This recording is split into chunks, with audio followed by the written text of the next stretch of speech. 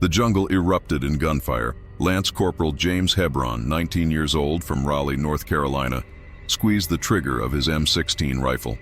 1 round, 2 rounds, click, nothing. His hands moved with desperate speed, magazine out, bolt back, trying to see into the chamber through the smoke and chaos. The spent brass casing was stuck, expanded, and welded into place by heat and carbon buildup. Around him, other Marines were screaming the same nightmare.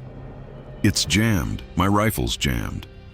In front of Hebron's position, North Vietnamese Army soldiers were advancing through the elephant grass toward Hill 881.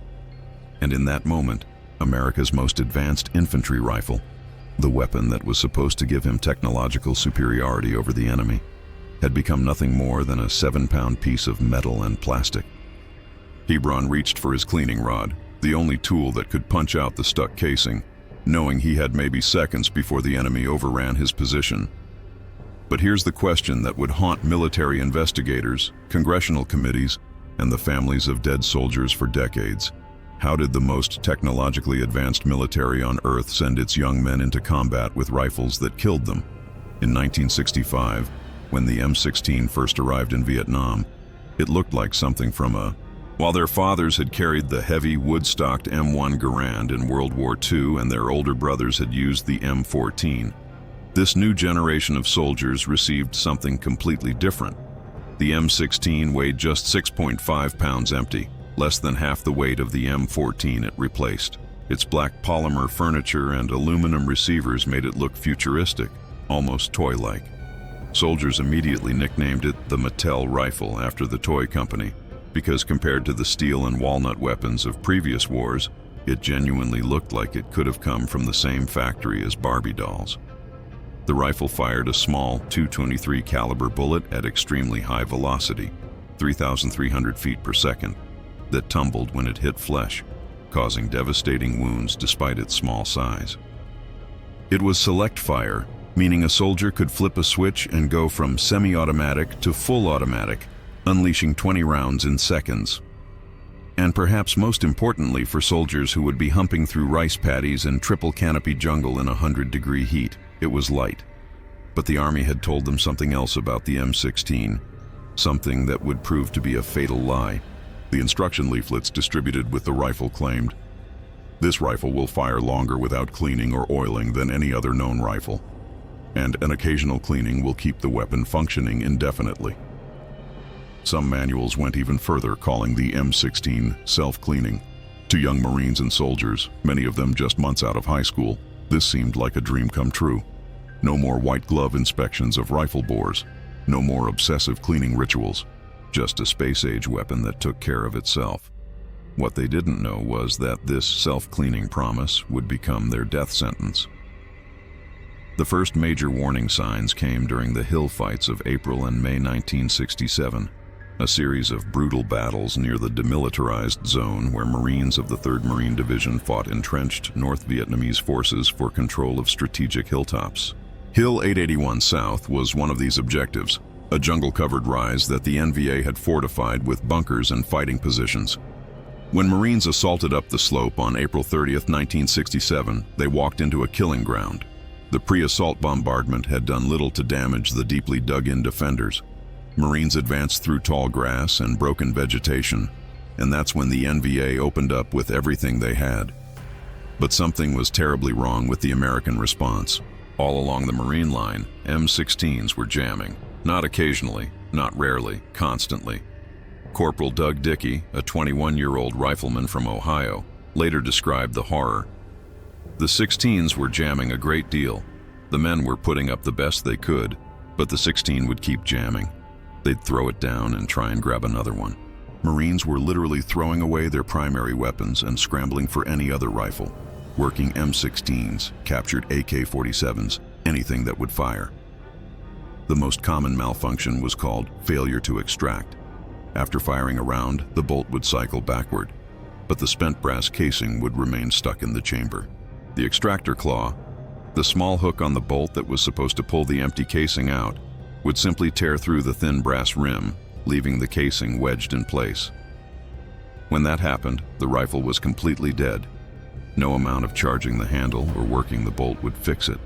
The only solution was to take a cleaning rod, insert it down the muzzle from the front of the rifle, and hammer the stuck casing out from the inside.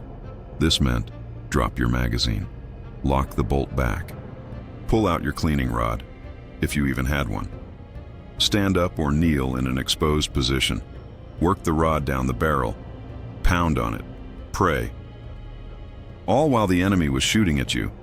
On Hill 881, a young Marine had somehow been issued a cleaning rod when most of his unit had not. The Pentagon, in its infinite wisdom, had not included cleaning kits with the initial shipments of M16s to Vietnam. After all, the rifle was self-cleaning, wasn't it? When the firefight began and rifles started jamming all along the line, this Marine became the most important man in his squad. He ran from position to position, clearing jammed rifles while his brothers tried to provide covering fire with handguns, grenades, anything they had. He would jam the rod down the barrel, punch out the stuck casing, hand the rifle back to its owner, and sprint to the next jammed weapon. Up and down the line he ran, the only thing standing between his squad and being overrun. A North Vietnamese bullet found him while he was clearing someone else's rifle. He died doing what the M16 was never supposed to need: constant, desperate battlefield maintenance in the middle of combat. Congressional investigators who later traveled to Vietnam to study the M16 failures would confirm this tragedy in their official report. A Marine killed because he was the only man in his squad with the tool to make America's primary infantry rifle actually work. But he wasn't alone. Across I Corps and II Corps, wherever the M16 had been issued, similar scenes were playing out. After the hill fights, a Marine named James J. Howard wrote a letter home to his parents. The letter eventually made its way to his congressman, Representative James J. Howard of New Jersey, who read it on the floor of the House of Representatives in May 1967. The letter's core message was devastating. American casualties in the battle could be directly attributed to the M16's jamming. The letter sparked a political firestorm. How could America's newest, most advanced rifle be failing so catastrophically? How many men had died not from enemy bullets, but from their own jammed weapons? Soldiers and Marines began doing something the Pentagon had never anticipated. They started writing home asking their families to buy civilian gun cleaning supplies and mail them to Vietnam. Letters arrived at homes across America with desperate requests.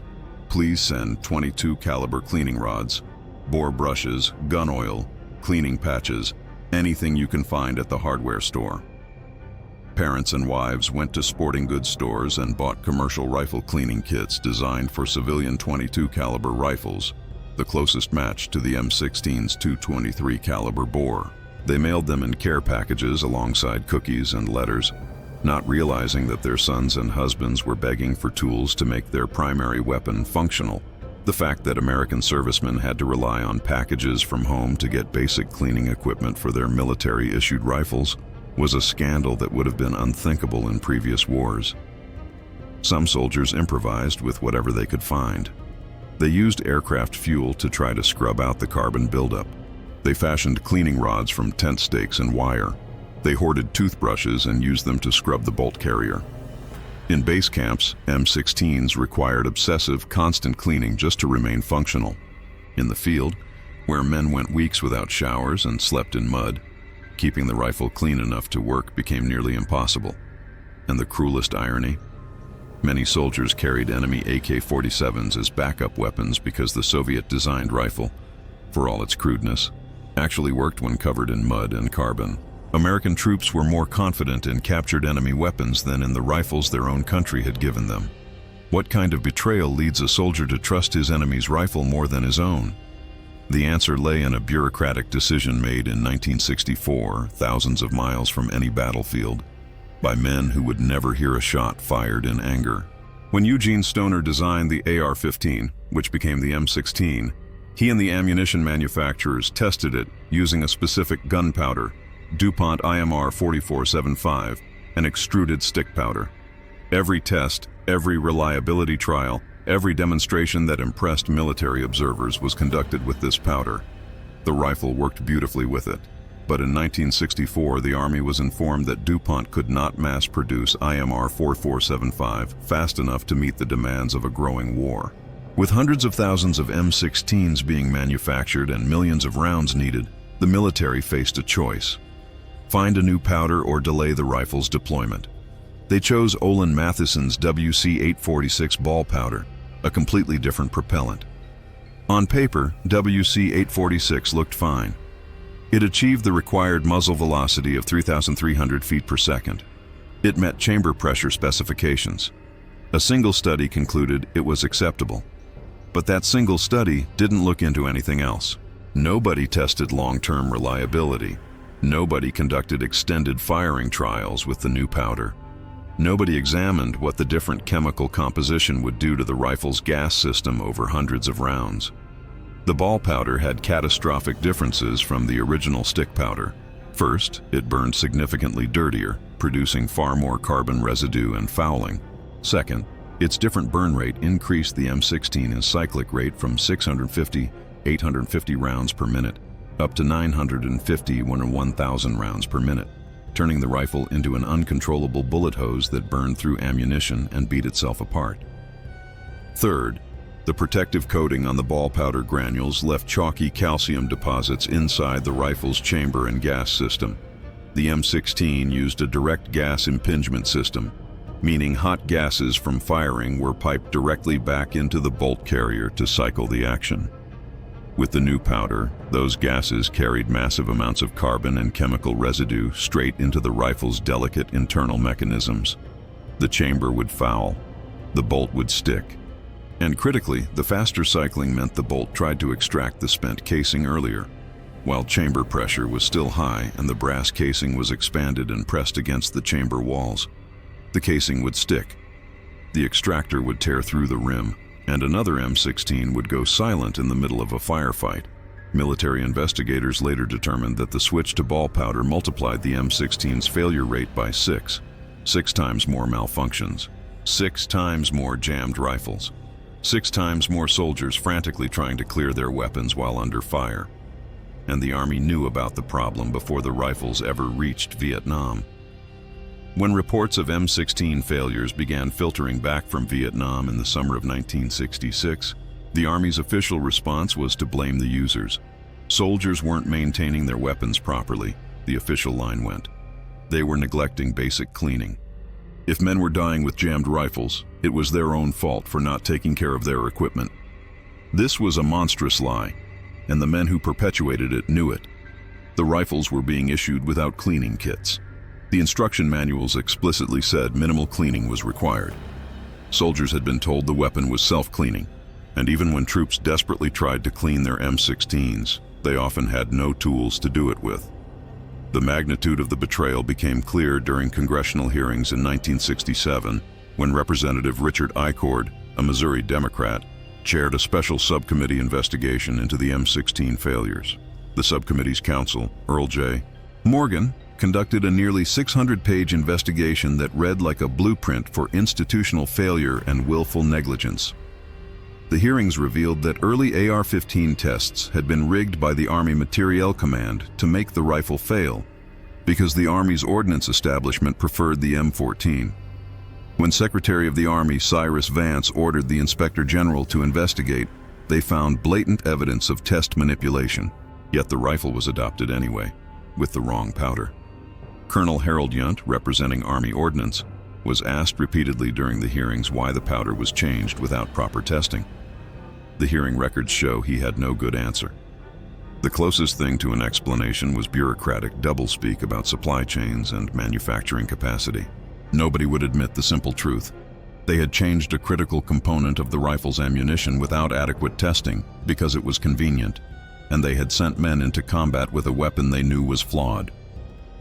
Representative Icord himself had initially defended the M16 in May 1967, stating his committee had found no evidence of jamming problems.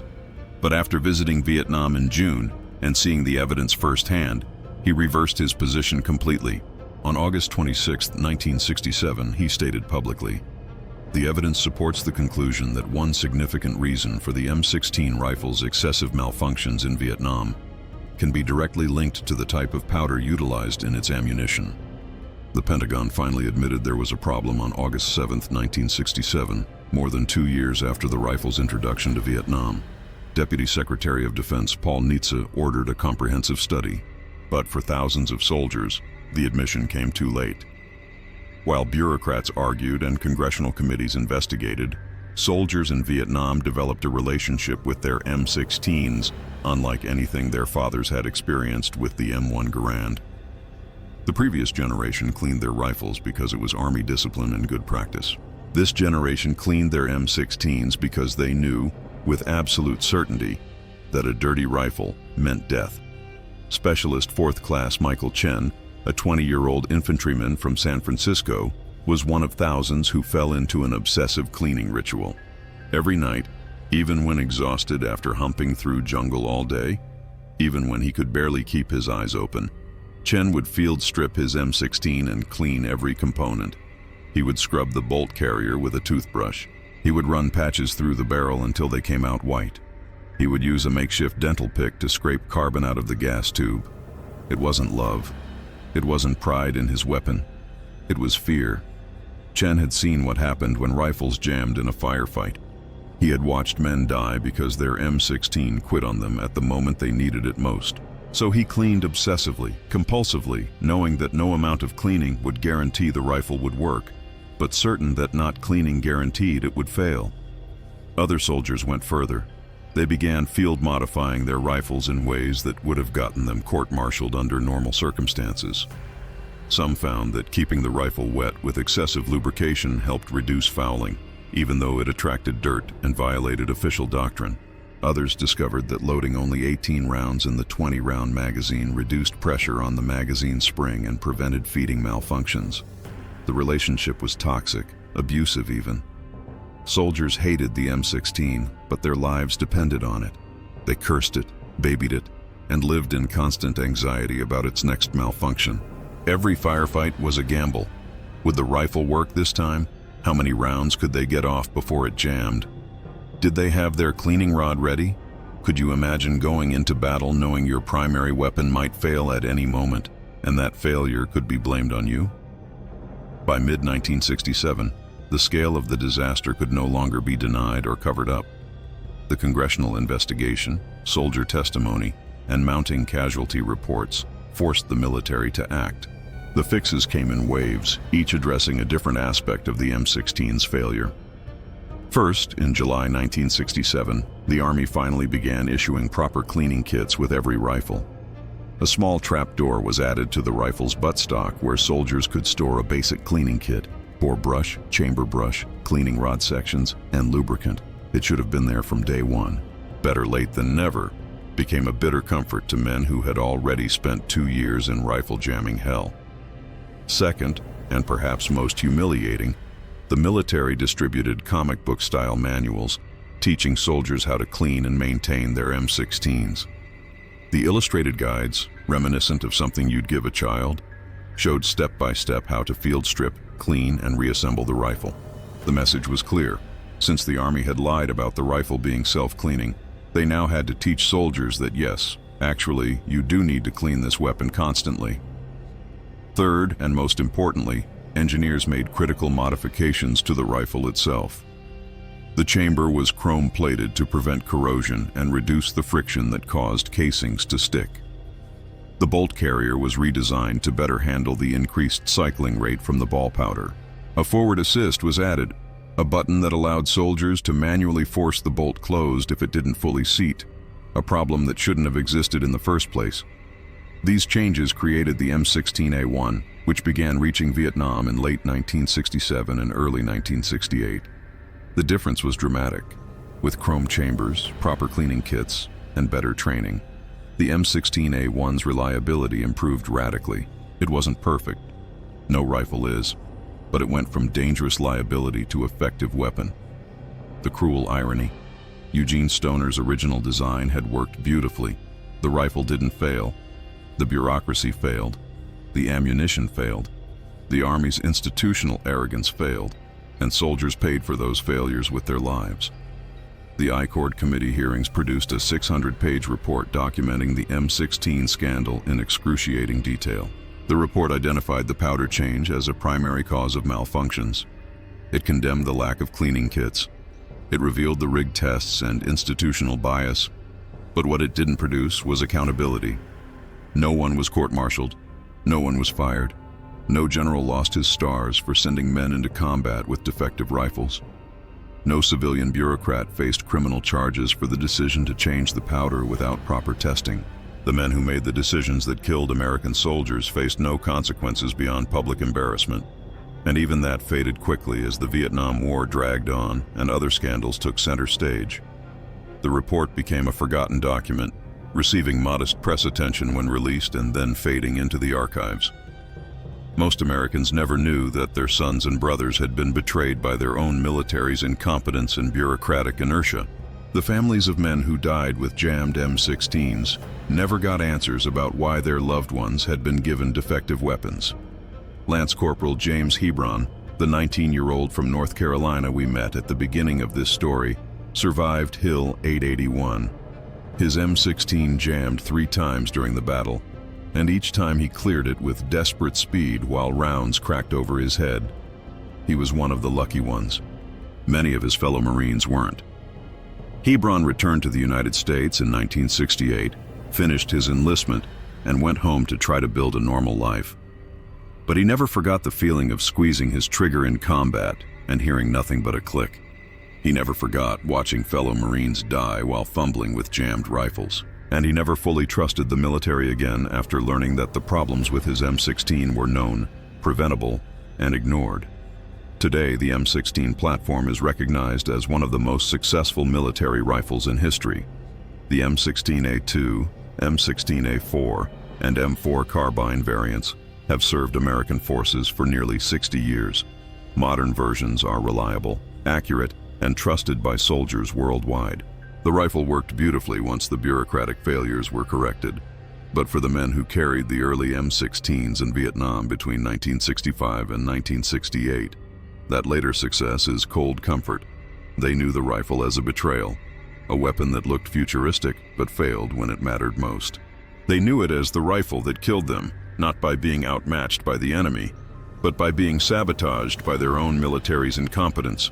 The M16 scandal stands as one of the darkest chapters in American military procurement history, not because the rifle was fundamentally flawed, but because preventable failures were ignored, covered up, and blamed on the soldiers who died because of them. It's a reminder that when bureaucracy and institutional pride matter more than the lives of the men in the field, tragedy is inevitable. Somewhere in America today, there are old men who still obsessively clean firearms even decades after Vietnam. They can't help it. The compulsion was burned into them during the years when a dirty rifle meant death and a clean rifle might still jam anyway.